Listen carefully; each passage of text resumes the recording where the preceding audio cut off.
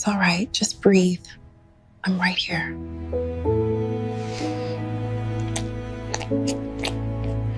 Bennett Caldwell paced across the polished marble floor of his penthouse living room, phone pressed to his ear. The early morning sunlight streamed through floor-to-ceiling windows overlooking the city skyline. Dressed in a sharp-tailored suit, Bennett exuded confidence and control, the aura of a self-made elite CEO. On the other side of the room, Ayanna quietly dusted the shelves, trying to remain unobtrusive as her boss handled a flurry of business calls. Ayanna had been working as Bennett's housekeeper for nearly 8 months, but she had quickly learned his routines and high standards. She moved with careful efficiency, mindful not to interrupt, yet her presence did not go unnoticed by Bennett. Ending the call with a curt promise to circle back after the board meeting, Bennett finally acknowledged Ayanna with a nod. "Good morning," he said in a low, polite tone as he set his phone down. "Good morning, Mr. Caldwell," Ayanna replied softly, pausing her dusting. She offered a courteous smile. Though she was a bit nervous around him, she carried herself with quiet poise. Ayanna was a black American woman in her mid-20s, hard-working and attentive. She had grown accustomed to the rhythms of serving a man like Bennett, powerful, busy and often distant. Bennett grabbed a sleek briefcase from the sofa.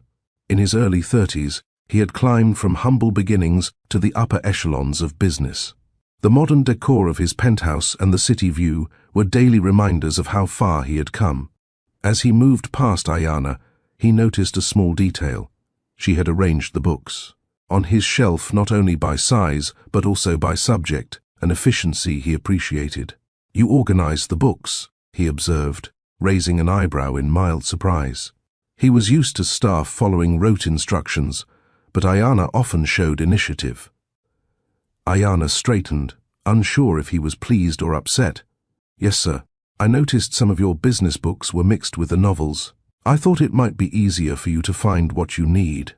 Her voice was respectful, almost formal, yet there was a warmth beneath it. Bennett nodded slowly. "Thank you. That's thoughtful."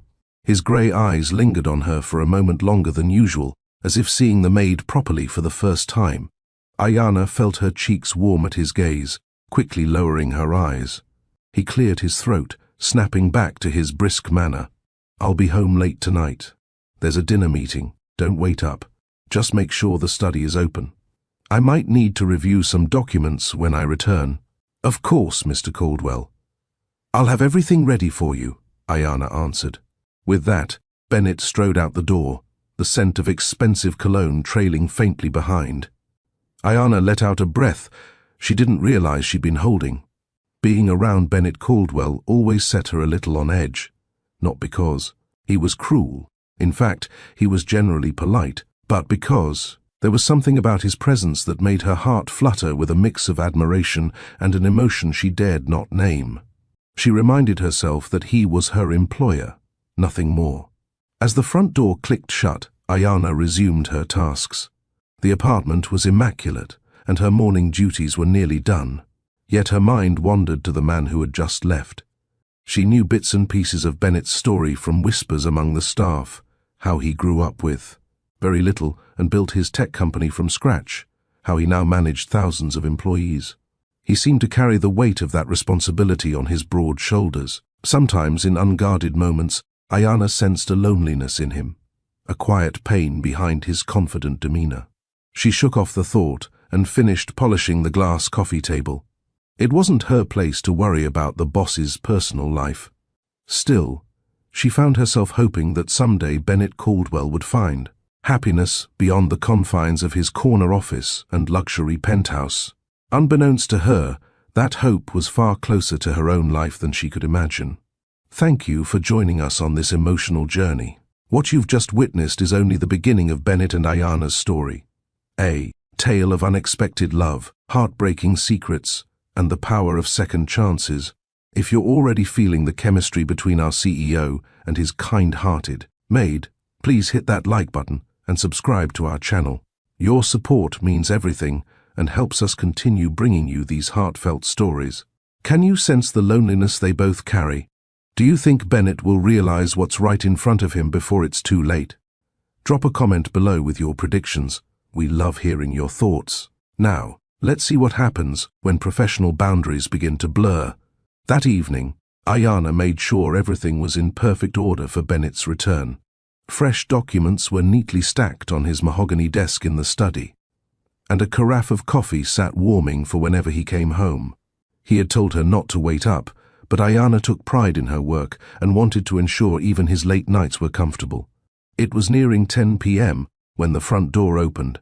Ayana, who had been tidying the kitchen as a final task, startled slightly at the sound. Bennett was home much earlier than expected, and as soon as she saw him, her chest tightened with concern. His tie was askew, and the usual confident spark in his eyes was dimmed.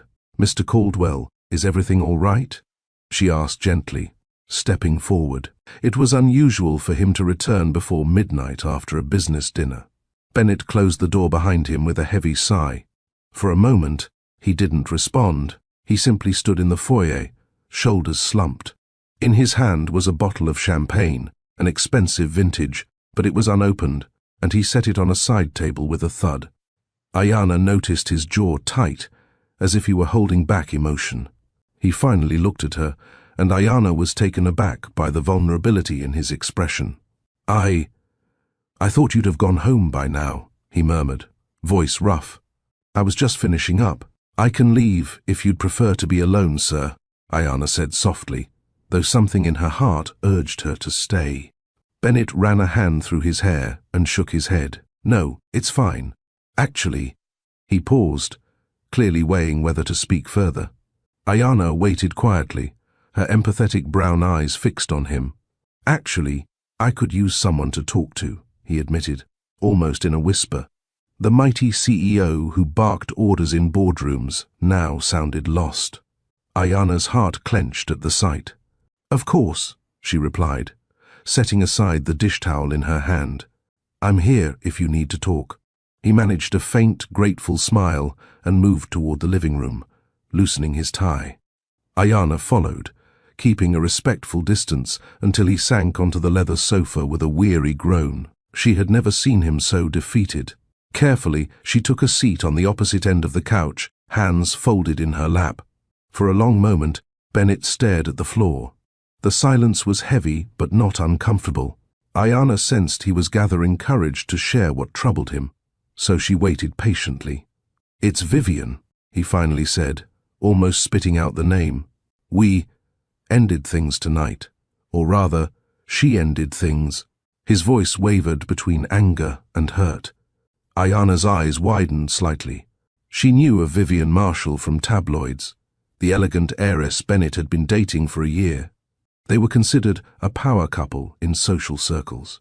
"I'm so sorry," Ayana said sincerely.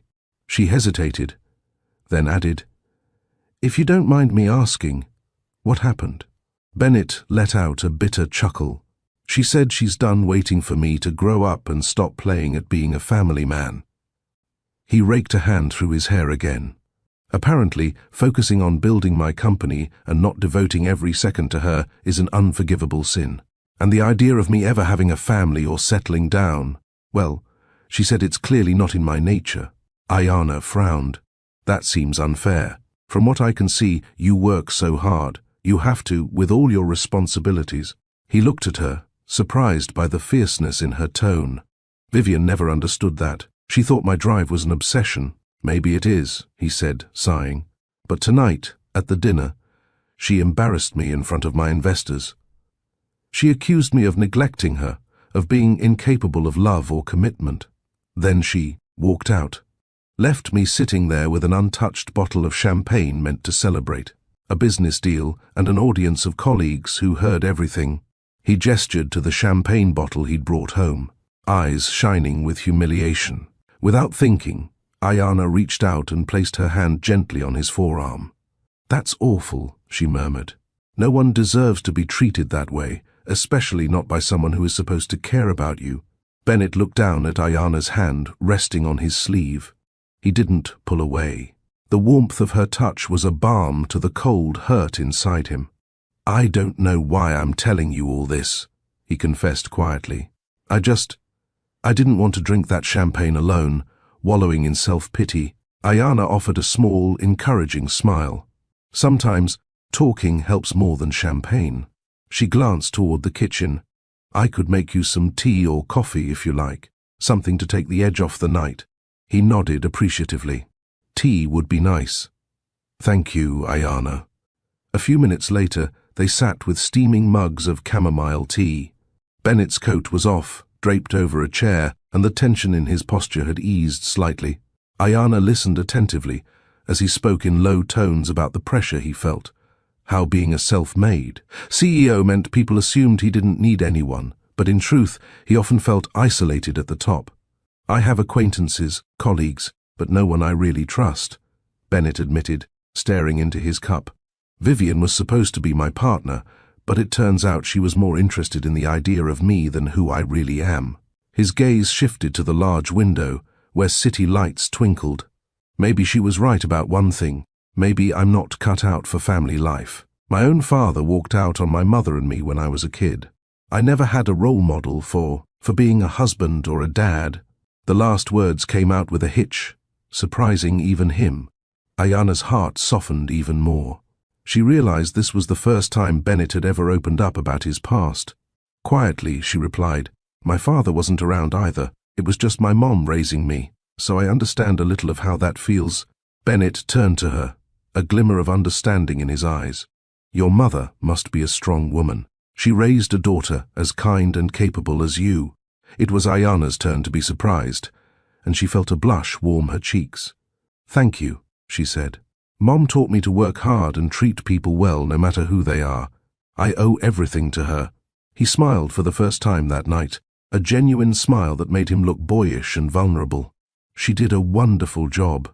He paused, then added softly, "You're easy to talk to, Ayana. I appreciate that." A gentle silence settled between them as they sipped their tea. Ayana realized she was still sitting quite close, her hand still resting near his. She began to withdraw it, suddenly aware of the intimacy of the moment. But Bennett caught her hand lightly in his own, before she could pull away. "Stay," he murmured. There was a plea in his voice that she'd never heard before. Ayana's breath caught. She met his gaze and saw a storm of emotions there, pain, loneliness, and a yearning for comfort that mirrored her own unspoken longing. In that charged moment, the professional boundaries between CEO and Maid fell away. They were just a man and a woman seeking solace. Neither could say who moved first. One moment, they were looking into each other's eyes. The next, Bennett gently drew Ayana into his arms. She did not resist. Instead, she found herself pressed against his chest, hearing the strong but rapid beat of his heart. "You're not alone," Ayana whispered, feeling his warmth envelop her. "You're not as unlovable as she said. She was wrong." Bennett closed his eyes at her words, a shuddering breath escaping him. He hadn't realized how desperately he needed to hear that. "Thank you," he whispered back. His hand caressed her back gently, as if afraid she might break. Ayana looked up, and in the dim light of the living room, their faces were inches apart. Time seemed to slow. Bennett's gaze flickered to her lips and back to her eyes, silently asking permission. Ayana's heart pounded. Everything in her told her this was risky, that come morning he might regret it, but the tenderness in his eyes banished her fears. She answered by leaning in. Their lips met in a soft, hesitant kiss that quickly deepened as months of unspoken attraction and emotion poured out. Bennett cupped her face, kissing her as though she were the one bright spot in his dark night. Ayana responded with equal warmth, her hand resting against his chest. What began as comfort transformed into passion. Bennett gently guided Ayana to lay back against the cushions, his lips never leaving hers. She trembled, nerves and desire entwined. But he murmured softly, "We can stop if you want." Ayana shook her head slightly, eyes shining. "I don't want to stop," she said, voice scarcely above a breath. With that fragile consent, the last of Bennett's restraint fell away. He kissed her again, and their bodies pressed close in an embrace that felt both inevitable and new. The world outside ceased to exist as they found solace in each other. That night, beneath the city lights and quiet hum of the penthouse, Bennett and Ayana crossed a line that changed their lives forever. In each other's arms, they found warmth and understanding that had been missing for so long.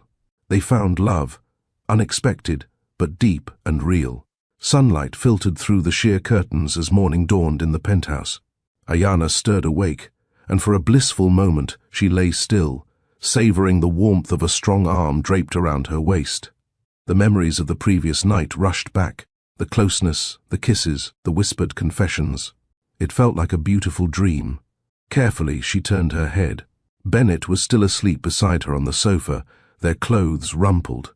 In the gentle morning light, his face looked peaceful, free from the usual tension. Ayana felt a surge of affection at the sight. She lightly brushed a lock of hair from his forehead, heart swelling with hope that this closeness might mean something more than a fleeting night.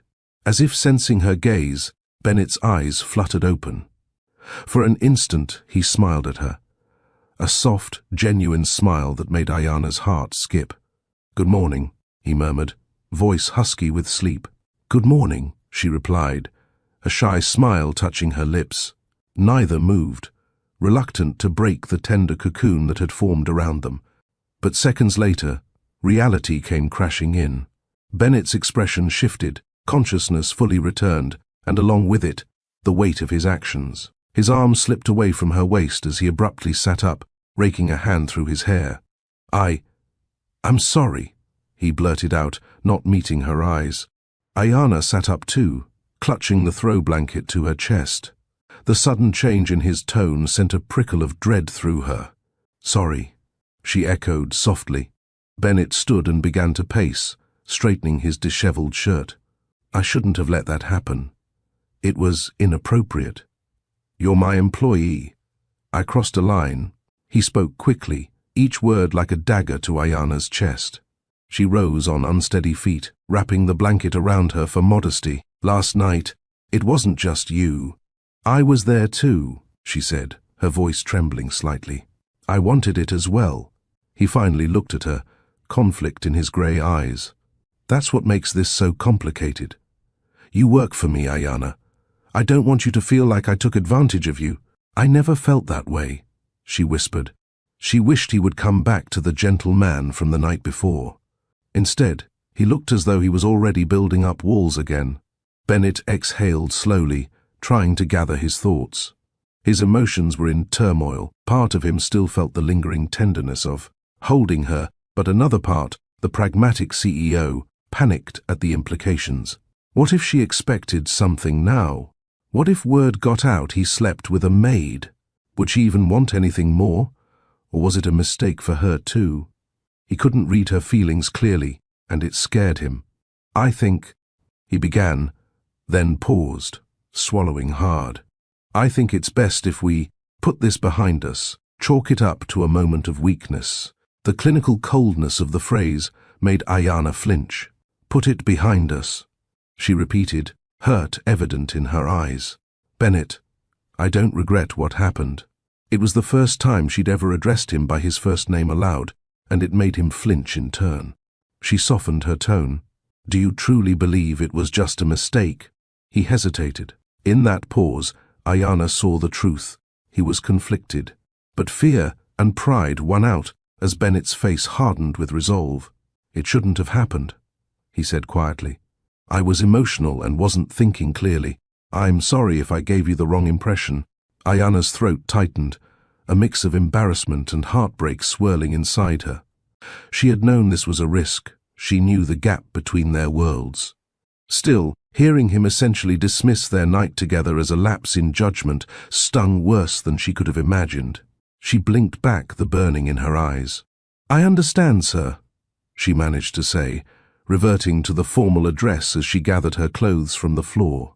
Seeing her hold back tears, Bennett's facade nearly cracked. "Ayana, please," he said, stepping forward as if to reach for her, but stopping himself. "I value you as an employee. I don't want this to ruin your position here. If you're uncomfortable staying—" She straightened her spine, pride lifting her chin even as her heart crumbled. I won't make things difficult. I promise to keep everything professional. Her words were polite, but her tone had an unmistakable note of finality. If you'll excuse me, I'll go get dressed and start the morning chores. Without waiting for a response, Ayana turned and walked briskly towards her. Small room in the back of the penthouse, blanket still around her shoulders. The moment she shut the door, she pressed her back against it, letting the tears fall silently. What a fool I was, she thought bitterly. How could I let myself believe even for a moment that I belonged in his arms? In the living room, Bennett stood staring at the closed door, his heart pounding with regret. He wanted nothing more than to chase after her, to tell her he hadn't meant it the way it sounded. The tenderness of their night together was something he hadn't felt in years, maybe ever. But the enormity of what he'd done kept him frozen. He was her boss, and he had to be responsible. What if she later felt exploited, or, worse, what if the board got wind of a scandal? His company's reputation was at stake, and hers too. Bennett spotted the champagne bottle on the side table, the one he'd brought home the night before. In a surge of self-directed anger, he snatched it up. The deal it was meant to celebrate had fallen through, and now his attempt at comfort had backfired painfully. With a growl of frustration, Bennett hurled the bottle into the kitchen sink. The loud crash of shattering glass echoed, punctuating his turmoil. A short while later, dressed in a fresh blouse and slacks, Ayana emerged from her room. Her eyes were a bit red, but she held her head high. Bennett had retreated to his bedroom to shower and dress for work, and for that she was grateful. She needed time to compose herself. By the time Bennett came out, looking every bit the composed executive in a crisp new suit, Ayana was in the dining area, laying out a simple breakfast: toast, fruit, and coffee. It was part of her routine, though she doubted he had any appetite this morning. He paused in the doorway, tension hanging in the air. Ayana. He began softly, wanting to apologize properly, to say something that would wipe that hurt look from her eyes. She did not look up from adjusting the coffee cup on the saucer. "Your breakfast is ready, Mr. Caldwell," she said evenly. "I'll be cleaning the guest bathroom if you need anything else." Her professional, distant tone made his chest ache. He knew he had put it there. "Thank you," he murmured, at a loss for how to fix what he'd broken. As Ayana moved past him to leave the room, Bennett gently caught her elbow. It was a light touch, hesitant. I really am sorry," he said, searching for her gaze. Ayana swallowed hard and finally met his eyes. "I heard you the first time," she replied, voice quiet but firm. "And I told you, I understand." She slipped her arm free from his grasp politely. "It won't happen again." With that, she left to attend her chores, leaving Bennett standing there with an apology dying on his lips. He knew he'd just lost something precious, though he couldn't fully name what it was. In that moment, as he watched her walk away, Bennett Caldwell felt more alone than ever. The days that followed were strained and silent. Ayana continued her duties with impeccable professionalism, and Bennett maintained a polite distance. On the surface, the routine in the penthouse resumed as if nothing had happened, but beneath that facade, both were hurting. Each evening, Bennett found himself hoping to catch a moment with Ayana to talk, to somehow undo the damage. Yet every time, she would finish her tasks quickly and retire to her room or leave for the night before he could summon the courage. She was courteous, even friendly in a distant way, but her warm smiles never quite reached her eyes anymore. It was driving him mad with guilt and longing. For Ayana, every moment in the penthouse had become a test of fortitude.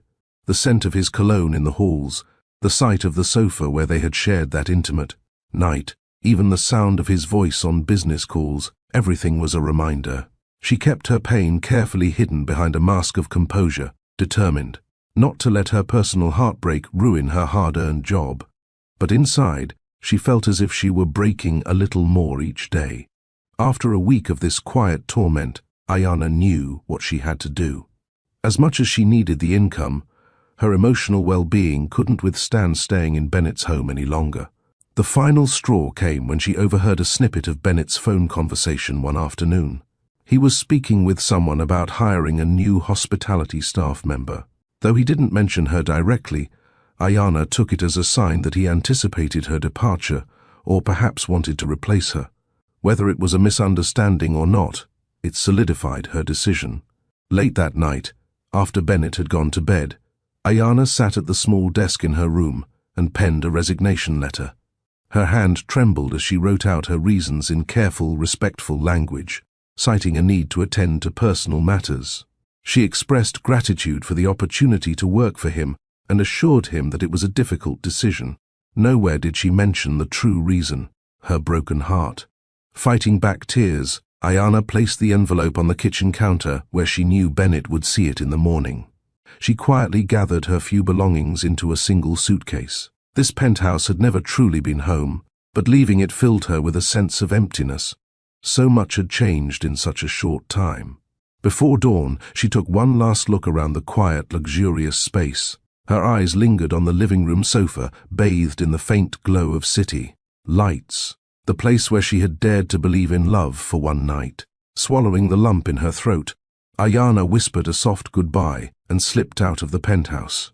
When morning came, Bennett found the resignation letter. He stared at the neatly folded paper with dread pooling in his stomach.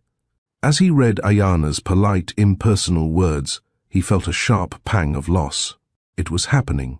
She was truly gone.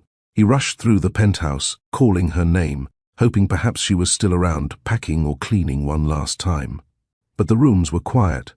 Her small bedroom was empty, stripped of the few touches that showed she had lived there. In the closet, only unused hangers remained. Bennett realized with a sinking heart that she had left before he even woke up, likely to avoid a difficult farewell. Clutching the resignation letter, Bennett sank onto that infamous sofa. The morning sun painted the room in pale gold, and he felt its warmth on his face as tears of frustration and regret welled in his eyes. He had been a coward about his feelings, and now he'd driven away the one person who had truly cared for him beyond his bank account or status. For the first time in years, Bennett Caldwell arrived late to the office. He couldn't focus on mergers or meetings. His thoughts kept drifting to Ayana. He wondered where she would go and whether she'd be okay. The urge to find her gnawed at him, but the letter made it clear she wanted to cut ties. Maybe it was better for her this way, he tried to reason. Away from the complications he brought into her life. That didn't make it hurt any less. Days turned into weeks. Bennett had to hire a new cleaning service through an agency. He went through 3 different companies in as many months, none of them satisfactory. They were efficient enough, but impersonal. His penthouse felt cold without Ayana's gentle presence humming through it. He missed the way she'd ask if he needed anything before she left for the day, or the soft humming of a tune under her breath as she cleaned on Sunday afternoons when she thought no one heard. It astonished him how such small things left such a void. One evening, Bennett returned home and found an old mug in the kitchen cabinet, one Ayana used often for her tea. Without thinking, he had avoided using it since she left. Seeing it now brought a fresh wave of remorse. "I'm such a fool," he muttered to himself in the empty kitchen. A fool for not holding on to the best thing that had happened to him in a long time. He made a silent promise that if he ever got a second chance, he would never push Ayana away again.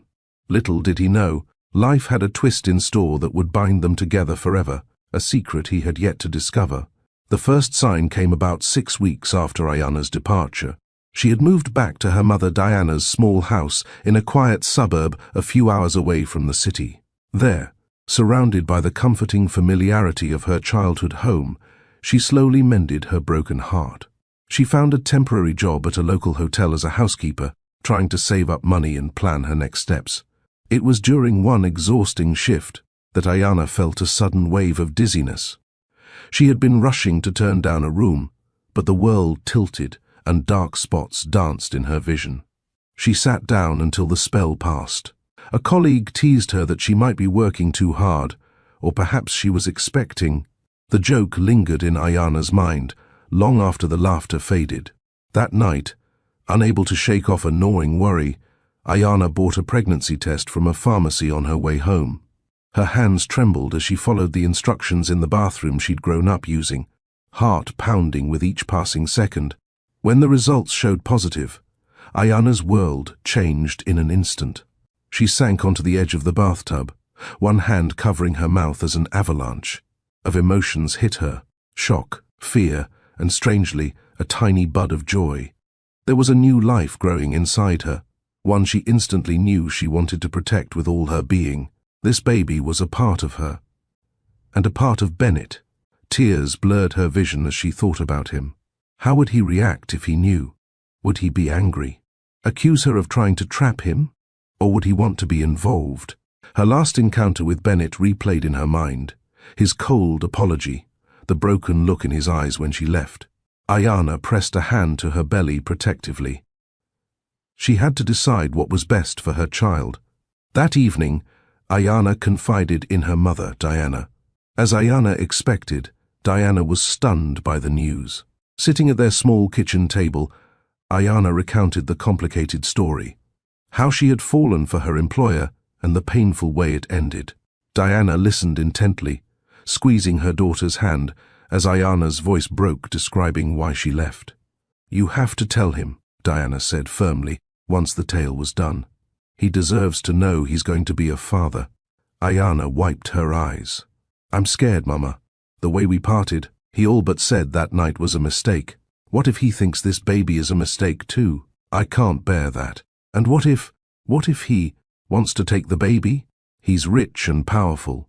I've heard stories of wealthy men fighting for custody, especially if they think the mother can't provide the same life." Diana shook her head. "But he's also the father. Maybe this is what it takes for him to realize what really matters." Ayana remained unconvinced. "Perhaps. But I need time to think. Right now, I'm still reeling."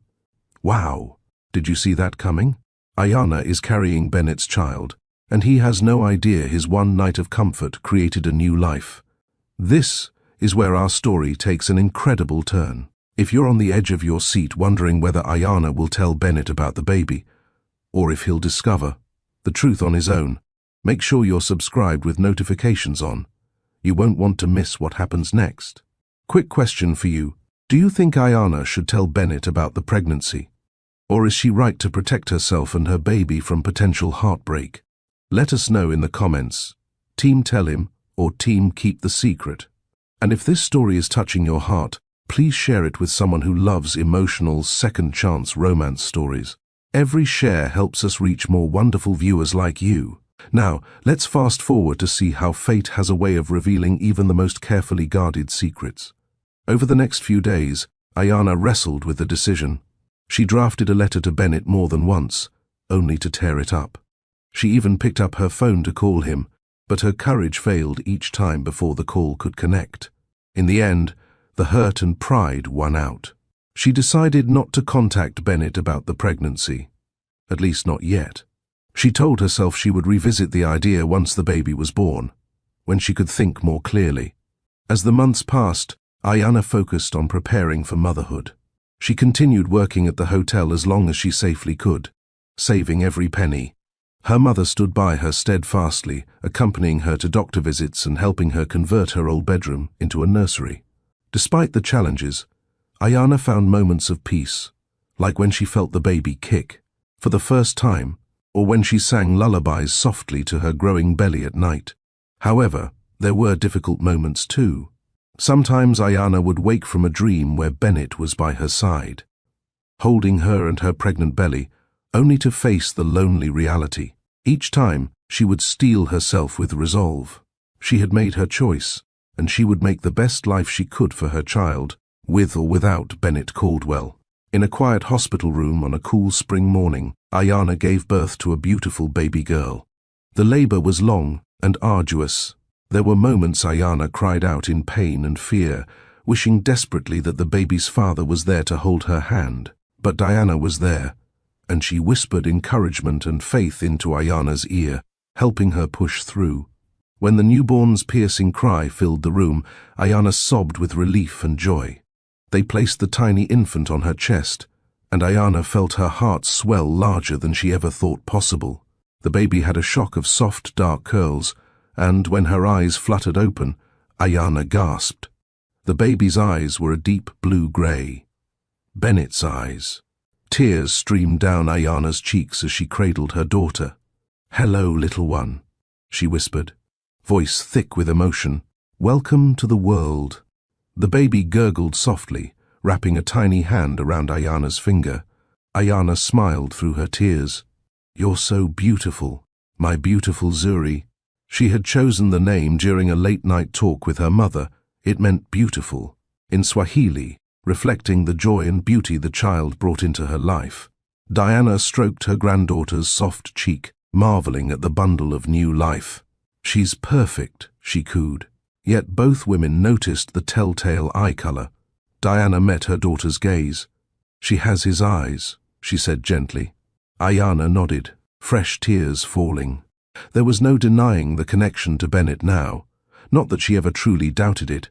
Seeing his features reflected in Zuri filled Ayana with a bittersweet ache. "I wish he could see her," she confessed softly. Diana squeezed her hand. "It's not too late to tell him, Ayana." But Ayana only kissed her baby's forehead. "One day," she whispered, both a promise and a plea, but not yet.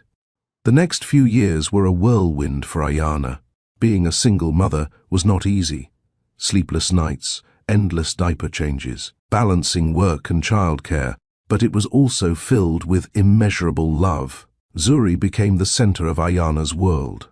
With her mother's help, Ayana managed to continue working part-time at the hotel, and even took some online classes during stolen moments when Zuri slept, determined to build a better future. They lived modestly. Money was tight at times, but Ayana poured all her energy into giving Zuri a happy, stable childhood. On weekends, they would visit the local park. Zuri, a bright and precocious toddler, loved playing on the swings while Ayana gently pushed her, both of them laughing in the sunshine. Those moments made every sacrifice worth it. At night, when the house was quiet, Ayana would sometimes find herself gazing at her sleeping daughter's face. In those peaceful features, she often caught glimpses of Bennett. A certain arch of the brow, the curve of her tiny mouth when she pouted in her sleep. In those moments, Ayana's thoughts wandered back to the man she had once loved. Did he ever think of her? Would he even want to know about Zuri if he could? The uncertainty was a constant undercurrent in her heart. Still, Ayana had kept her secret. Apart from her mother and one close friend who helped babysit, no one else knew the father's identity. Ayana tried to stay informed about Bennett from afar, occasionally seeing his name in business news. His company, Caldwell Tech, continued to thrive. There were rumors linking him to various women in society pages, but nothing seemed to stick. It appeared he hadn't settled down. Sometimes, Ayana felt a guilty relief reading that he was still single. Other times, she felt a pang of sadness for him, wondering if he was truly happy with all his success, but no family to share it with. By the time Zuri was 3 years old, she was a lively child with an infectious laugh. She had her mother's warm brown skin and curly hair, but those unmistakable. Blue-grey eyes were a constant reminder of the man missing from their lives. Ayana loved her daughter fiercely and had built a quiet life in her hometown. Yet she couldn't help feeling that one day the truth would have to come out. She only prayed that when that day came, it would bring more joy than pain. Little did Ayana know, fate was already setting the stage for her and Bennett's worlds to collide once more, and this time, the secret she guarded would be impossible to hide. On a bright summer afternoon 4 years since Ayana left Bennett's penthouse, fate intervened in the most unexpected way. Bennett Caldwell found himself driving to a suburban town a couple hours from the city for a charity event. Caldwell Tech had sponsored the renovation of a community center there, and Bennett, as CEO, was invited to cut the ribbon at its grand reopening. Normally, he might have sent a representative, but something about this project had caught his interest. The center focused on providing resources for single parents and children, a cause that oddly resonated with him as of late. The event was lively. Parents and kids from the community gathered to celebrate, along with local officials and a few corporate donors. Bennett arrived in a black car, greeted by organizers who were eager to thank him for his company's contribution. As he stepped out, he adjusted the collar of his tailored shirt, and surveyed the cheerful crowd. It was a welcome change from stuffy boardrooms and sterile corporate functions. Unbeknownst to him, Ayana was also at the community center that day. Since Zuri's birth, Ayana had become involved with the center's programs, first as a participant in a parenting class, and later as a volunteer helping other young mothers. The center had been a lifeline for her, and when they asked if she would help with organizing the reopening event, she gladly agreed. She spent the morning helping set up booths, arranging chairs, and making sure the children's play area was safe. By midday, Ayana stood near the refreshment table, pouring cups of lemonade for a group of kids. Zuri played nearby with a couple of other children, giggling as they chased each other on the grass. Ayana kept a watchful eye on her daughter while managing her duties. Bennett had just arrived and was waiting in the side tent when he heard his cue. That's when she heard the announcement over the small sound system, "Ladies and gentlemen, please welcome the man whose generous donation made this day possible, Mr. Bennett Caldwell." The name hit Ayana like a thunderbolt. She nearly dropped the pitcher of lemonade. Her heart started hammering in her chest. Surely it had to be a coincidence, perhaps someone else named Bennett Caldwell. But as polite applause rose from the crowd, Ayana's gaze was inexorably drawn to the front of the center. There he was. Bennett stood on a small stage area beside the local mayor, looking almost exactly as she remembered, yet somehow even more distinguished. His hair was slightly shorter, and he had a confident but humble smile as he waved to the crowd. Ayana felt her mouth go dry. After years of trying to forget those piercing grey eyes, she saw them again as he turned to accept the microphone for a short speech. Ayana's first instinct was to retreat before he could notice her. Her feet felt glued to the ground, shock rooting her in place. The world seemed to narrow to just him, the sound of his voice echoing across the lawn as he spoke about the importance of community, his hope that the center would change lives. She knew she had to get away. If Bennett saw her here with Zuri, panic and longing flooded her simultaneously. "What do I do?" she thought frantically. But before Ayana could slip off, a small hand tugged at her skirt. "Mummy, can I have a cookie?" Zuri asked, her bright eyes dancing with excitement. She had no idea her father was just yards away, addressing the crowd. Ayana looked down at her daughter's innocent face and made a split-second decision. "Of course, sweetie. Let's go get one from the table on the other side of the playground," she said, forcing a calm smile. That table was farther from where Bennett stood. She scooped up Zuri in her arms, intending to put as much distance as possible. However, as she turned, fate played its hand again. The mayor's speech concluded, and people began to mingle. Bennett stepped down from the stage, immediately encircled by a few well-wishers and curious parents, as he politely navigated the conversations, thanking people for coming. His eyes roamed the crowd and locked onto a familiar figure. He saw Ayana in profile first, the graceful curve of her face as she held a little girl on her hip. For a moment, Bennett thought he was imagining things. He blinked, and his heart leapt into his throat. Ayana? It couldn't be. Here, of all places. But he'd recognize her anywhere, even after all this time. "Excuse me," he murmured distractedly to the person speaking to him, and, without another thought, he started striding across the lawn toward her.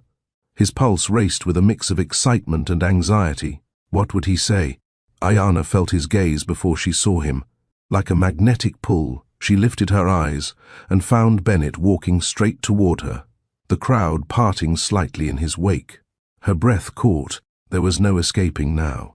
For a second, they simply stared at each other across a short distance, two worlds colliding once more.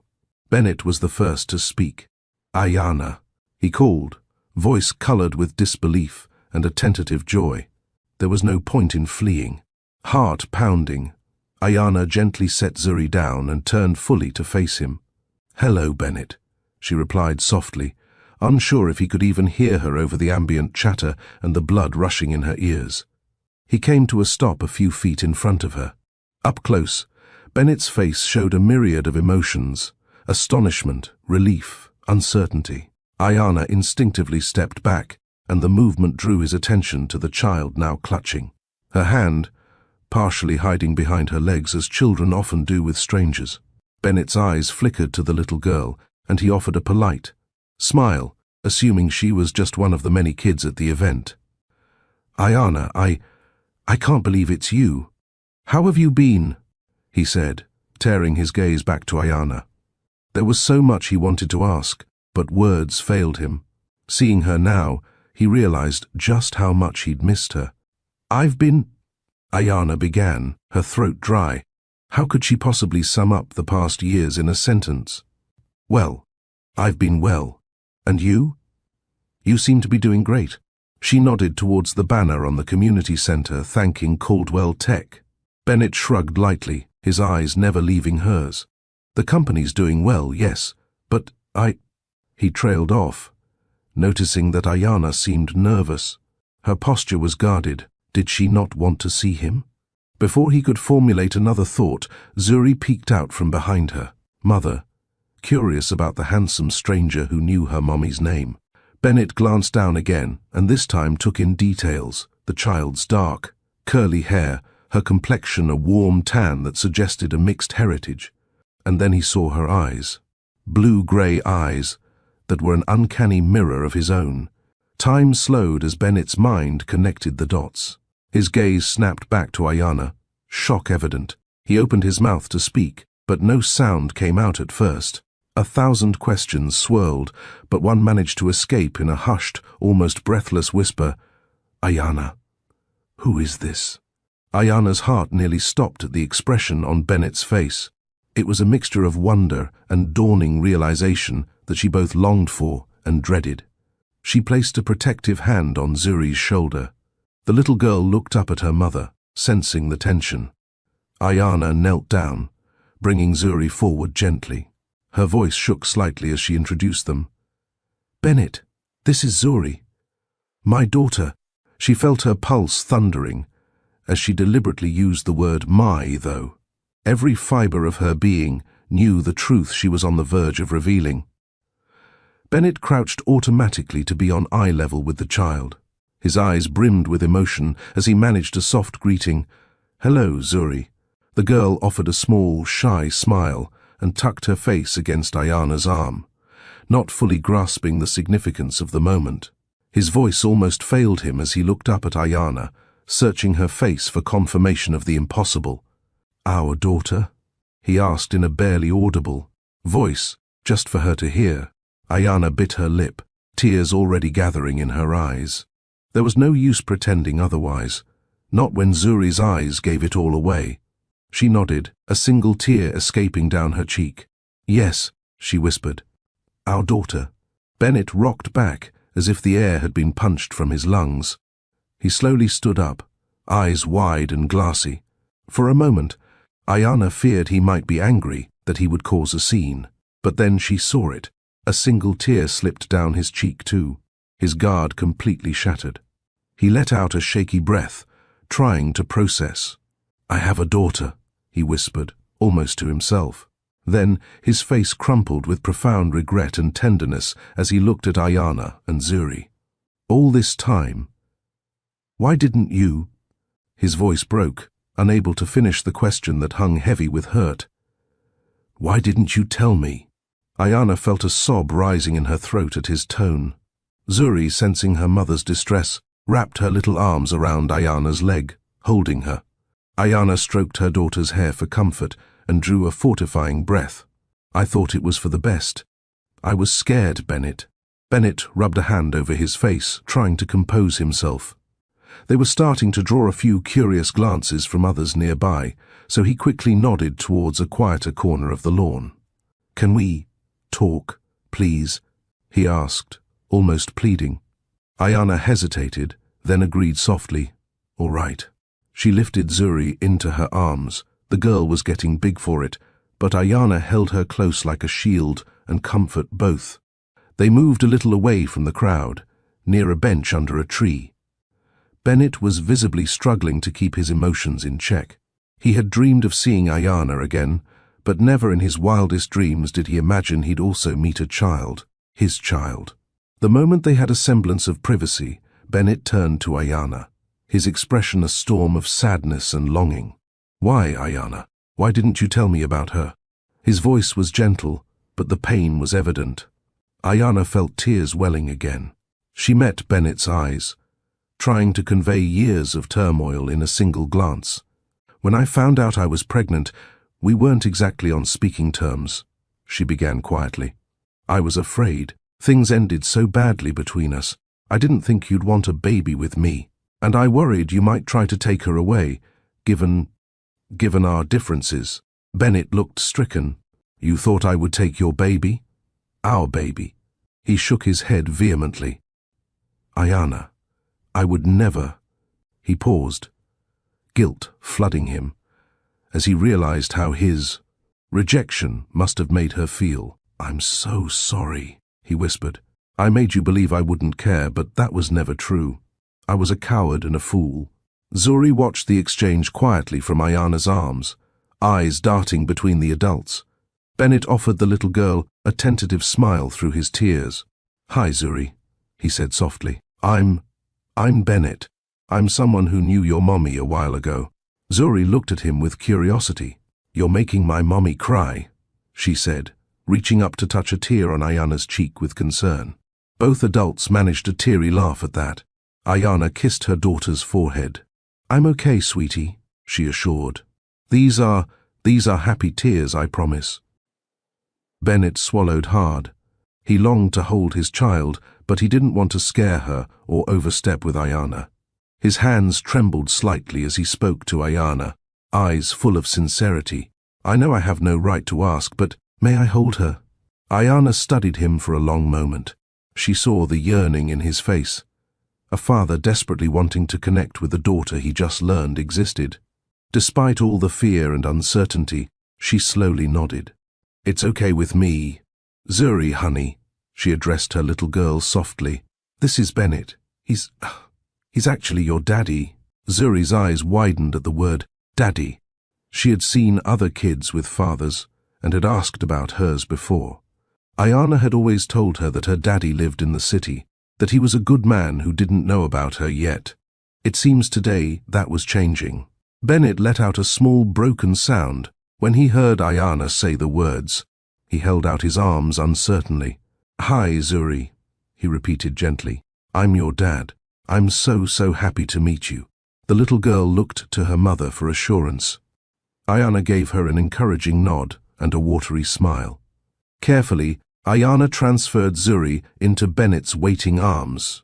Bennett cradled his daughter for the first time, astonishment and love washing over him. Zuri was real, warm, and she was his. He studied her tiny face, seeing up close those familiar eyes, the delicate features that were a blend of him and Ayana. "You're so beautiful," he whispered, voice quavering. Zuri giggled a little, still shy but not rejecting this stranger who held her so gently and looked at her like she was a treasure. In that moment, Bennett felt a powerful emotion swell inside him, a fierce, protective love unlike anything he had experienced. Tears slipped freely down his face as he held Zuri, and he looked up at Ayana with gratitude and sorrow. "Thank you," he breathed.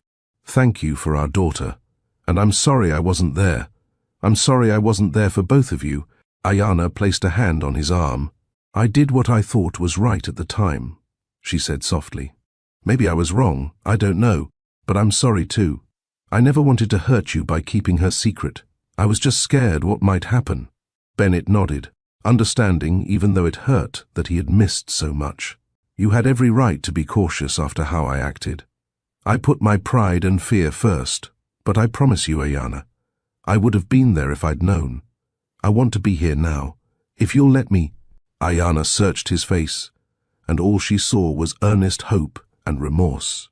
Before she could respond, Zuri decided to speak up, her tiny hands reaching toward Bennett's face to wipe a tear curiously. "Why you cry, Daddy?" she asked, tilting her head. The word Daddy from Zuri's lips made Bennett smile even as he cried. He chuckled softly. "I'm crying because I'm very happy, sweetheart. Sometimes grown-ups cry when they're happy. I'm happy I got to meet you." Zuri seemed to consider this. Then, in a tender move that made both adults melt, she wrapped her small arms around Bennett's neck in a hug. Bennett closed his eyes, holding her close, as if afraid this was all a dream and she'd vanish if he let go. Ayana watched father and daughter embrace for the first time and felt something heal inside her that she hadn't realized was still broken. Despite all her fears, seeing them together just felt right. In the hours that followed their reunion, Bennett barely left Ayana and Zuri's side. The charity event carried on around them, but the three were in their own world. Bennett was reluctant to part from his daughter, now that he'd found her. When the formal ceremony ended, he gently suggested, "There's a park across the street. Maybe we could all go sit and talk more. I'll understand if you need to leave, but—" He trailed off, eyes pleading.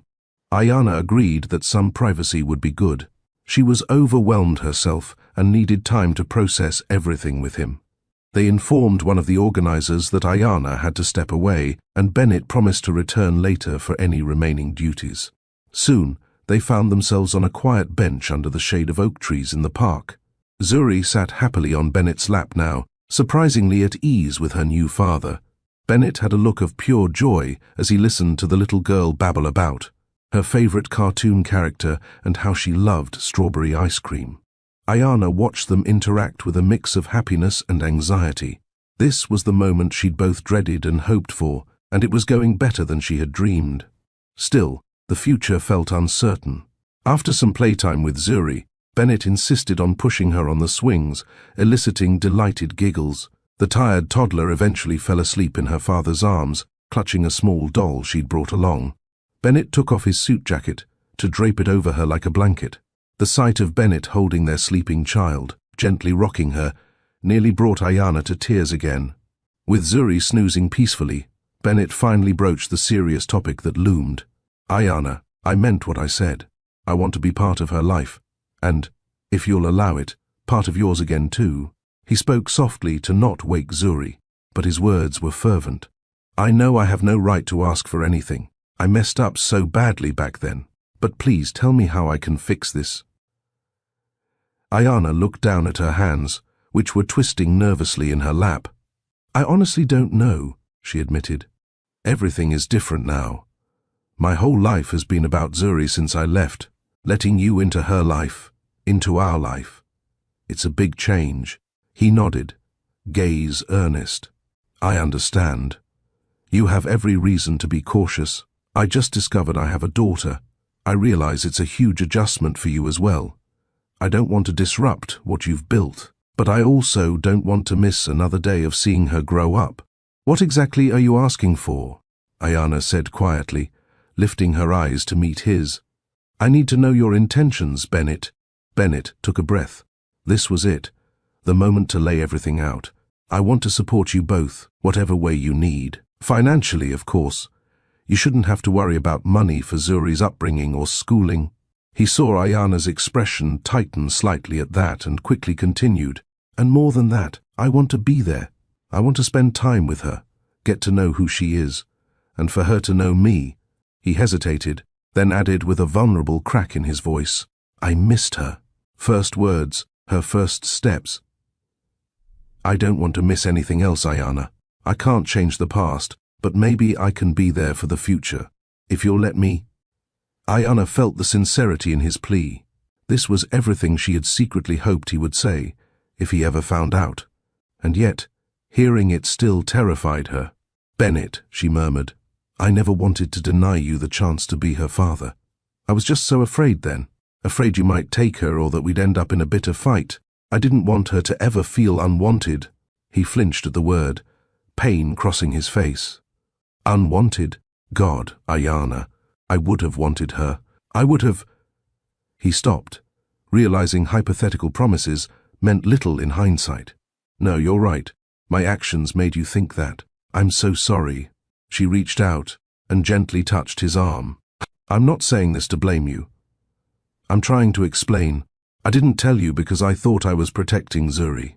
But now, seeing you with her," she managed a tremulous smile, "no matter what happened between us, I can see you love her already. And she deserves to know her father. Bennett's eyes lit with gratitude and a cautious hope. "So, you'll let me be in her life?" "Yes," Ayana nodded, emotion thick in her throat. "We'll take it slow, but yes, she should have a father." She then added softly, "And you? You should have the chance to be the dad you never had." At that, Bennett's composure nearly broke again. He carefully shifted Zuri in his arms and reached for Ayana's hand. "Thank you. You won't regret it, I swear. I'll do whatever it takes to prove I'm worthy of her and of you." Ayana's heart skipped. The warmth of his hand around hers felt so natural. For a moment, they simply sat there, connected by their hands and the sleeping child between them. It felt like a fragile semblance of family. Eventually, practical matters had to be discussed.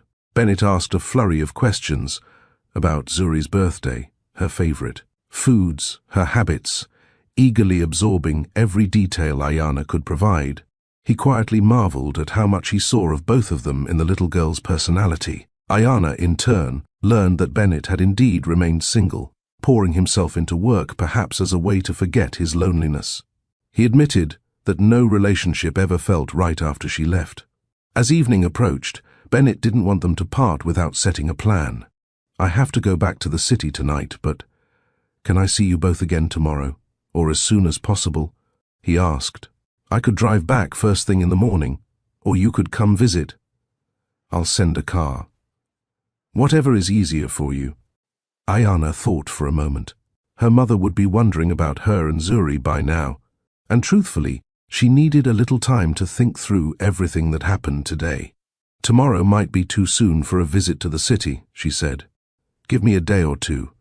We can come this weekend, maybe? I'd like to have my mom around when we sort out details. She's been my rock through all this. And she'll want to see you too." Bennett nodded, understanding.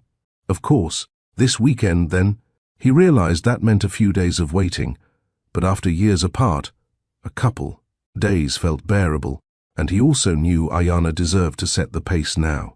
They exchanged phone numbers, a simple act that felt momentous given how long they'd been out of touch. Bennett insisted on walking Ayana and Zuri back to her car. Zuri woke up as they transferred her to the car seat, and she sleepily asked if Daddy was coming home with them. Ayana glanced at Bennett, unsure what to say, but he handled it gently. He brushed a kiss on Zuri's forehead, marveling at how natural it felt to do so. "Not tonight, little one, but I'll see you very soon, okay? Maybe in a couple days. Be good for your mummy." Zuri nodded drowsily, accepting the answer. "Okay. Love you, Daddy," she mumbled, already half asleep again. Bennett's breath caught. It was the first time he'd ever heard those words directed at him, and it took all his strength not to break down. I love you too, Zuri," he whispered, voice thick with emotion. Ayana's eyes filled at the exchange. She gently squeezed Bennett's hand. "We'll call when we're ready to visit, all right?" He squeezed back, reluctant to let go. "I'll be waiting." And Ayana, "Thank you again for giving me a chance." She managed a soft smile. "You earned it today." With that, Bennett watched them drive off, his heart fuller than it had been in a long time, and yet aching for their absence already. He realized he had a lot to prepare. He wanted everything to be perfect when Ayana and Zuri came to his world. Over the next few days, Bennett was a man on a mission. He informed his inner circle, his personal lawyer, his estate manager, that he had a daughter and that he intended to formally acknowledge her. This included updating his will and setting up a trust fund for Zuri's future. He didn't want Ayana to worry about financial security ever again. However, one of those phone calls unintentionally sowed a seed of misunderstanding. Ayana had agreed to bring Zuri to Bennett's penthouse that coming Saturday.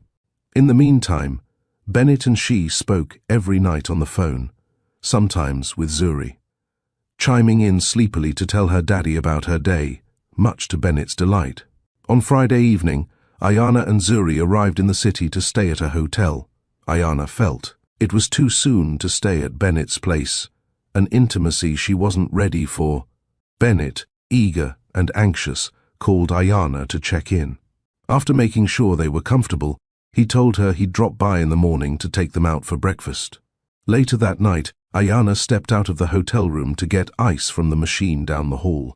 To her surprise, she heard Bennett's voice coming from around the corner near the elevators, talking animatedly on his phone. Curious, she watched from a distance. She could faintly hear bits of his conversation drifting up. It sounded serious. "I don't care about the cost. Just make sure it's ironclad," Bennett was saying. He paused, presumably listening to the other person. "Yes, full custody if it comes to that. I want my rights as her father protected. Prepare whatever paperwork needed." Ayana's blood ran cold. Full custody? Paperwork? Was Bennett planning to try to take Zuri away? Her heart pounded in her ears. Had she been naive to trust him so quickly? Ayana retreated into the room, panic rising. Memories of her worst fears flooded back. Images of courtroom battles and losing her daughter. Zuri was sleeping soundly in the bed, unaware of her mother's turmoil. When Bennett rang their room early the next morning, excited to see them, Ayana answered the door with a guarded expression. She had barely slept after hearing that snippet of his conversation. Her mind raced with possibilities. She told herself there might be an explanation, but the dread lingered. "Good morning," Bennett greeted cheerfully, but his smile faltered when he saw Ayana's tense face. "Is everything all right?" Ayana took a breath, deciding it was best to confront this head-on. "Bennett, I overheard you on the phone last night, outside the hotel. Were you talking about custody of Zuri?" Bennett's eyes widened in surprise, then realization. "Ayana, She held up a hand, keeping her voice low so as not to wake Zuri inside. "Please, just be honest with me. Are you planning to take legal action regarding Zuri? You mentioned full custody." Bennett's face fell with regret. He stepped back, rubbing the back of his neck.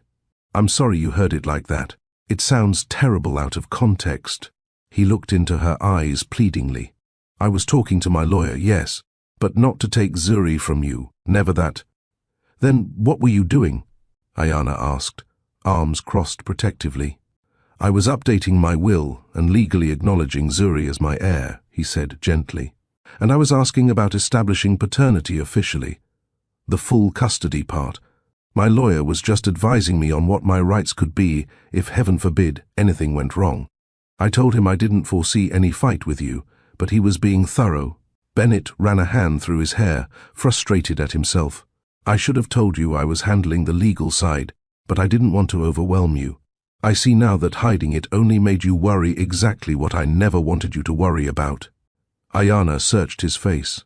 He seemed sincere, and it did sound like the kind of due diligence an excited father might do, not a scheming move to snatch her child.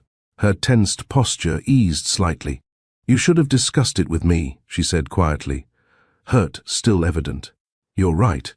I'm sorry," he said, stepping closer. "I promise you, Ayana, I have zero intention of separating Zuri from you.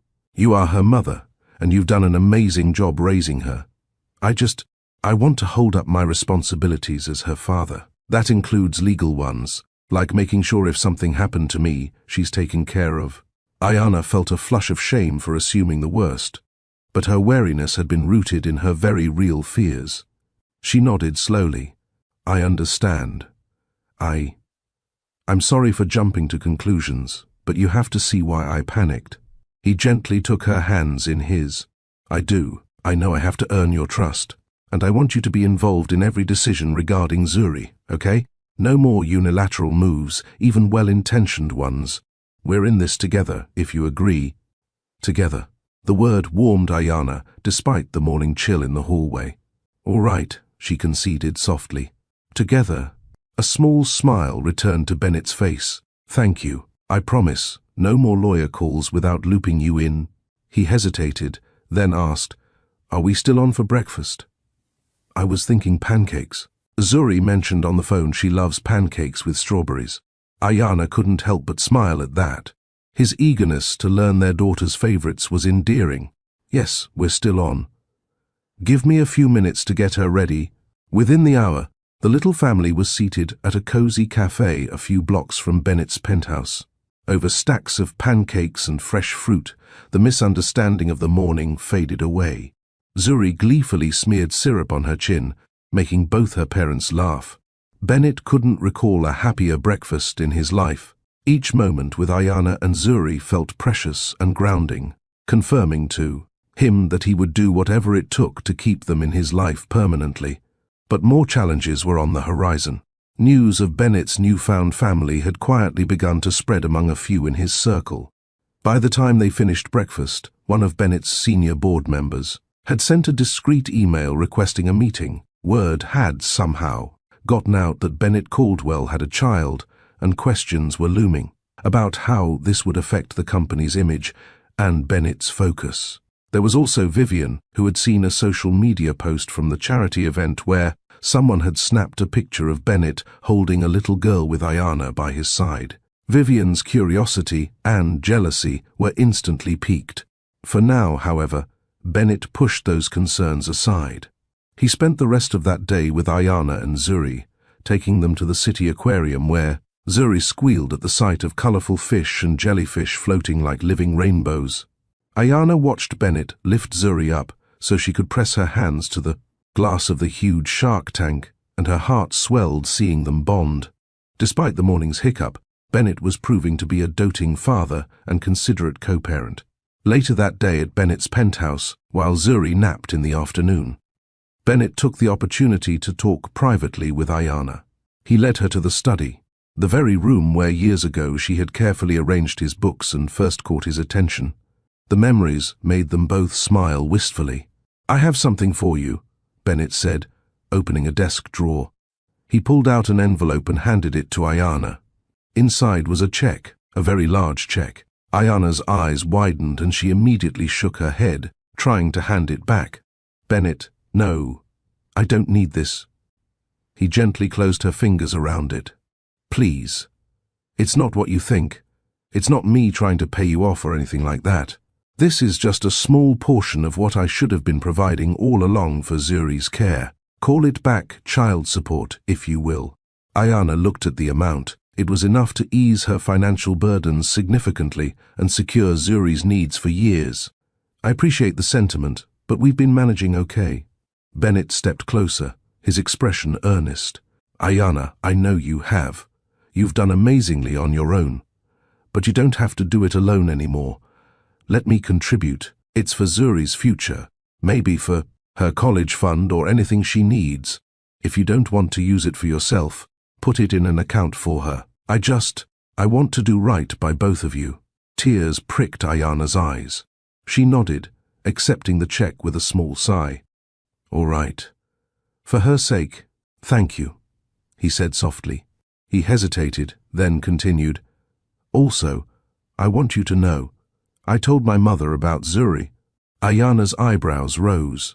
She remembered Bennett mentioning his mother had worked hard to raise him, but she had never met the woman. How did she take it? A warm smile spread on Bennett's face. "She's thrilled. You might not know, but you gave her a grandchild, her first. She wants to meet Zuri as soon as possible, and she wants to see you too. I think she might feel like she already knows you, because I told her about you after you left." He rubbed his neck, a bit sheepish. "I was a mess when you left, and I ended up telling my mom everything. She actually scolded me for letting you go." Ayana was touched. The idea that his mother had sided with her when she didn't even know her meant a lot. "Maybe we can arrange a visit with her soon," she said, smiling. "I'd like that," Bennett replied, relief in his voice that she was open to it. Just then, their quiet moment was interrupted by Zuri's sleepy voice calling, "Mommy? Daddy?" They both turned to see Zuri standing in the study doorway, rubbing her eyes, her curls adorably mussed from her nap. Bennett immediately went to her, scooping her up. "I'm here, princess," he said gently, the pet name slipping out naturally. Ayana joined them, and they stood together, a little family, fitting together as if they'd been that way all along. Though challenges still lay ahead, Bennett would have to answer questions from his board and the public. Ayana would have to navigate sharing her daughter after years of doing it all herself. In that moment, they all felt a sense of hope and unity. They were no longer three separate souls burdened by secrets and regret. They were together, ready to face whatever came next. In the weeks that followed, Bennett, Ayana, and Zuri fell into a new rhythm of life. Bennett traveled to see them as often as he could, and Ayana began bringing Zuri to the city on weekends. With each passing day, Bennett and Ayana grew closer again. There were lingering looks that lasted a bit too long, gentle touches as they passed each other, and late-night conversations after Zuri was asleep, where they laughed and reminisced like old friends. However, amid the joy, they also faced challenges. When Bennett's company quietly released a press statement acknowledging that their CEO had a young daughter, it caused a stir in the media. The narrative spun it positively, highlighting Bennett's support for the community. Center for Single Parents, the very event where fate reunited them. This helped mitigate most public criticism. Many people found the story heartwarming, a successful man discovering and embracing his secret child. Yet, not everyone was pleased. At an upcoming corporate gala, Bennett decided it was time to formally introduce Ayana, and privately, Zuri, to some of his colleagues and board members. It would be Ayana's first appearance by his side in his high society world, a step he insisted on to show he was serious about his family. Ayana was nervous, but Bennett assured her that he would be with her every step of the way. Bennett checked his jacket pocket for the 10th time, feeling the small velvet box he'd been carrying for days, waiting for the right moment to propose to Ayana. The gala was an elegant affair at a 5-star hotel ballroom filled with influential business figures and their spouses. Bennett arrived proudly with Ayana on his arm, looking stunning in an emerald evening gown he had bought for her after much protest from her. He had won by claiming it was a gift, not a handout. Zuri stayed at home with Bennett's mother, happily having a grandma night. As they mingled, Bennett introduced Ayana to key people as the mother of my child, and in more intimate circles as someone very special to me. Some faces showed surprise when they learned Ayana wasn't from a wealthy family or an executive background, but most greeted her politely. Ayana held her head high, determined not to let imposter syndrome get the better of her. She reminded herself she had every right to be there, just as much as anyone. Halfway through the evening, however, an all-too-familiar voice sent a chill down Ayana's spine. Well, if it isn't Bennett Caldwell and his +1, came a saccharine tone from behind them. Bennett and Ayana turned to find Vivian Marshall standing there, draped in a sparkling silver gown and flanked by a couple of her high society friends. Vivian's smile didn't reach her eyes as she gave Ayana a once-over that was anything but friendly. "Vivian," Bennett greeted coolly, instinctively stepping closer to Ayana. "I didn't expect to see you here." Vivian shrugged, lifting a champagne flute to her glossy lips. "It's a significant event on the social calendar, darling. Of course I'm here." Her eyes slid to Ayana again, fake sympathy coloring her voice. "And who is this? Your nanny? Oh wait, I heard the news. She was your maid, wasn't she?" Ayana felt heat rising to her cheeks in a mix of embarrassment and anger. She opened her mouth to respond, but Bennett beat her to it. "Watch your tone, Vivian," he said sharply. A few nearby attendees began to take interest in the tension unfolding. "Ayana is here as my partner, and I expect her to be treated with respect." Vivian raised an eyebrow, a cruel little smile playing on her lips. "Relax, Bennett. I'm just surprised. Last I recall, domestic staff weren't exactly your type." Her gaze flicked to Ayana's elegant gown and manicured appearance. "I suppose a makeover and a billionaire's arm can do wonders for a girl's status." Ayana's fists clenched by her side, but she forced herself to remain calm. She'd faced far worse challenges in life than a catty socialite. Still, the words stung, dredging up old insecurities about not belonging in Bennett's world. Bennett, however, was livid. He gently released Ayana's arm and stepped forward, his voice low and intense. "Vivian, you will not speak about Ayana that way. Not now, not ever. Yes, she worked for me, and I deeply regret how that ended. But that's between us. Ayana is an incredible woman, intelligent, kind, and stronger than you could ever imagine. The fact that you think her worth is determined by her job or pedigree only shows how shallow you are. Vivian's face reddened at the public dressing down. A few gasps could be heard from eavesdroppers, but Bennett wasn't done. If you must know, he continued loudly enough for those around to hear clearly, Ayana is also the mother of my child, the child I consider the biggest blessing of my life. I love my daughter, and I have tremendous respect and admiration for Ayana for raising her so well. I won't tolerate anyone, especially not someone who supposedly once cared for me, looking down on the mother of my kid. Ayana's heart thundered as she heard Bennett's impassioned defense. Vivian looked positively scandalized, but she sneered, "Well, isn't that noble? Playing house with the help, are we? What's next? A wedding announcement?" Bennett didn't miss a beat. "Perhaps it is," he said, his voice rising with conviction.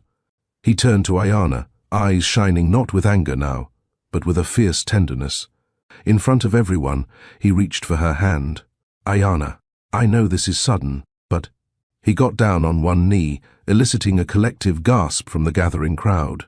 Ayana's breath caught. Was this really happening? Her vision blurred with tears as she watched Bennett pull a small velvet box from his jacket pocket. He must have been carrying it, maybe hoping for the right time. "Ayana," he said, his voice steady but thick with emotion.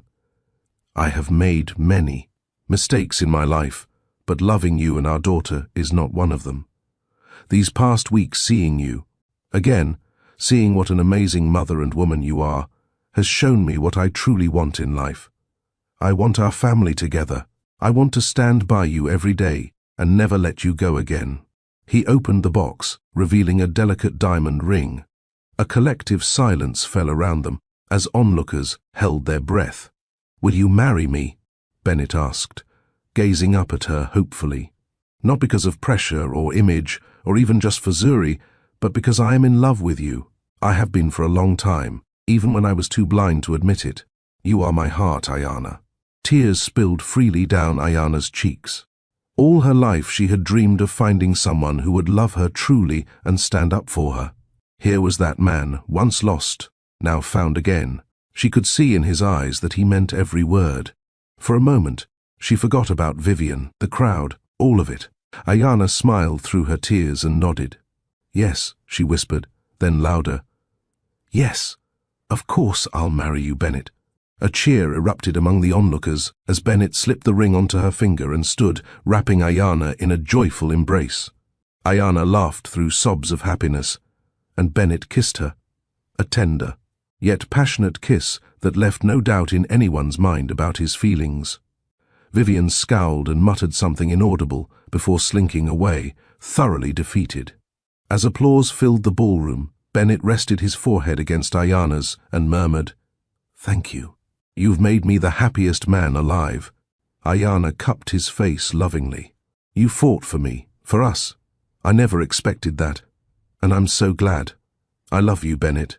"I love you too, Ayana," he whispered, sealing the declaration with another kiss. That night marked a turning point. Any remaining skepticism among Bennett's peers evaporated as they witnessed his devotion. More importantly, it was the final healing of the wounds between Bennett and Ayana. They were no longer CEO and Maid, nor estranged co-parents. They were two people who had found their way back to each other and to love. In the days that followed, Bennett and Ayana told Zuri about their engagement.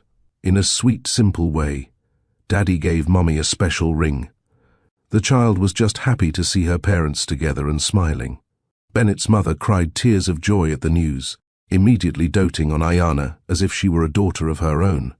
Even the Caldwell Tech Board, initially anxious, came around when they realized. A stable family actually made their CEO more relatable and grounded. Bennett and Ayana decided on a small, heartfelt wedding a couple of months later. Not a splashy society event, but an intimate ceremony in the very community center where they reunited, as a nod to destiny bringing them full circle. Zuri was the flower girl, stealing the show in a frilly dress as she scattered petals and insisted on holding both Mummy and Daddy's hands during the vows. When Bennett and Ayana spoke their vows, there wasn't a dry eye among the guests composed of close friends. a few supportive colleagues, and the community center staff and families who had become Ayana's friends. "I take you as you are, and I offer myself in return," Bennett vowed, voice trembling with emotion as he looked at Ayana. "I promise to be a husband worthy of your love, and a father Zuri can be proud of. I will cherish and protect our family. Always." Ayana's tears shimmered as she replied, "I stood alone for a long time, but you found me again and showed me I didn't have to. I promise to trust you, to stand by you through every storm, and to fill our home with love and laughter. I'm so grateful we found our way back to each other. I love you, and I always will." With a gentle kiss, they sealed their union, and little Zuri clapped exuberantly, yelling, "Yay, Mummy and Daddy!" to everyone's laughter. They were finally a family in every sense, bound by love, trust, and a shared future. 2 years later, the Caldwell household was filled with a kind of laughter and chaos only a young family could bring. The morning sun streamed into the cozy breakfast nook of their suburban home. They had moved from the penthouse to a house with a yard, seeking a more family-friendly space. Ayana sat at the table sipping coffee while watching Bennett attempt to spoon-feed oatmeal to a squirming 1-year-old boy in a high chair. Little Caleb, an energetic 1-year-old with a mop of brown curls, was in a feisty mood, babbling and banging a rubber spoon on his tray. Oatmeal flecked Bennett's shirt and even his cheek, but he was grinning ear to ear. From the hallway, a now 5-year-old Zuri bounded in, already dressed in her kindergarten uniform. "Mommy, Daddy, I tied my shoes all by myself," she announced proudly. Ayana beamed, opening her arms as Zuri rushed in for a morning hug. "That's wonderful, sweetie. You're getting so big." Bennett turned and scooped Zuri up with his free arm, mindful of the baby in the high chair. He planted a playful kiss on her cheek, making her giggle. "Good job, princess. Looks like you're ready for school." In these simple, everyday moments, Bennett often marveled at how much his life had transformed. Not long ago, his mornings were lonely, filled only with emails and black coffee. Now, he wouldn't trade this slightly messy, love-filled breakfast scene for all the corporate successes in the world. After Ayana and Bennett got married, they had decided to grow their family. Caleb's arrival had been a joyous occasion. Bennett had been by Ayana's side through the whole pregnancy, doting on her. At every turn, a stark contrast to the lonely journey she'd had with Zuri. It healed something deep inside both of them, experiencing the journey to parenthood together as a team. Bennett's company continued to thrive, but he set firmer boundaries for work-life balance. Even his board noticed that a happier CEO made for a healthier company culture. He championed family-friendly policies at Caldwell Tech, inspired by his own experiences. Ayana, for her part, went back to school part-time and earned a degree in early childhood education. She had found her passion in helping young parents and children at the community center, and now she was on track to eventually run programs there. After dropping Zuri at school, Bennett and Ayana took a stroll through a nearby park with Caleb dozing in a stroller. It was a routine they cherished whenever Bennett went into work a bit late. Walking hand in hand, they reflected on their journey. "Do you ever think about how far we've come?" Bennett asked softly, giving Ayana's hand a squeeze. Ayana leaned her head on his shoulder as they walked. "All the time. Sometimes I still have to pinch myself to believe this is real, that we're here together after everything." Bennett slowed to a stop under the shade of an oak tree, coincidentally. The scenery not unlike that day in the park where he first held Zuri. He turned to face Ayana, tilting her chin up gently. "I think fate had a plan for us all along," he said. "We had some detours, some heartaches, but it led us here. And I've never been more grateful for anything in my life." Ayana smiled, eyes shining with love. "Me neither. It wasn't easy, but it was worth it." They shared a tender kiss, the kind filled with the comfort and promise of years of trust built between them. Pulling back, Ayana added with a playful glint, "Though I do sometimes wonder how fate would have worked it out if we hadn't both ended up at that community center that day." Bennett chuckled. "Oh, I'd have found you eventually," he teased. I told you, I tried hiring 3 different cleaning services after you left and fired them. All. Deep down, I was searching for an excuse to come looking for the one that got away. Ayana laughed. Well, I'm glad you didn't give up. They continued their walk, both quietly reflecting on the lessons they learned on their path to this happy present. Bennett had learned that success and wealth mean nothing without someone to share them with, and that being vulnerable enough to love and be loved was the greatest success of all. Ayana learned that fear and pride should never stand in the way of honesty, and that sometimes taking a chance on forgiveness could lead to unimaginable happiness. Most of all, they both learned that family, no matter how unexpectedly it forms, is a treasure worth fighting for. As they headed back home, Caleb began to stir and fuss. Ayana gently lifted him from the stroller, and Bennett made silly faces that quickly turned the baby's cries into laughter. They exchanged a knowing glance. This was their beautiful, imperfect, wonderful life, built on trust, love, and the hard-earned wisdom of their past mistakes. With Zuri flourishing, baby Caleb bringing new joys and their own love stronger than ever, Bennett and Ayana stepped forward into the future, ready for whatever life might bring, confident that they would face it together, as a family. And there you have it, from a broken heart to a beautiful family, Bennett. And Ayana's journey proves that true love always finds its way home. If this story touched your heart, please hit that like button and let us know in the comments. What was your favorite moment? Did you guess Zuri would bring them back together? Were you surprised by Bennett's public proposal? Don't forget to subscribe and ring the notification bell for more emotional romance. Stories that will take you on unforgettable journeys of love, hope, and redemption. Thank you for watching. Remember, everyone deserves a second chance at love, and sometimes the best. Families are the ones that take the longest to find their way together. Until our next story, keep believing in love.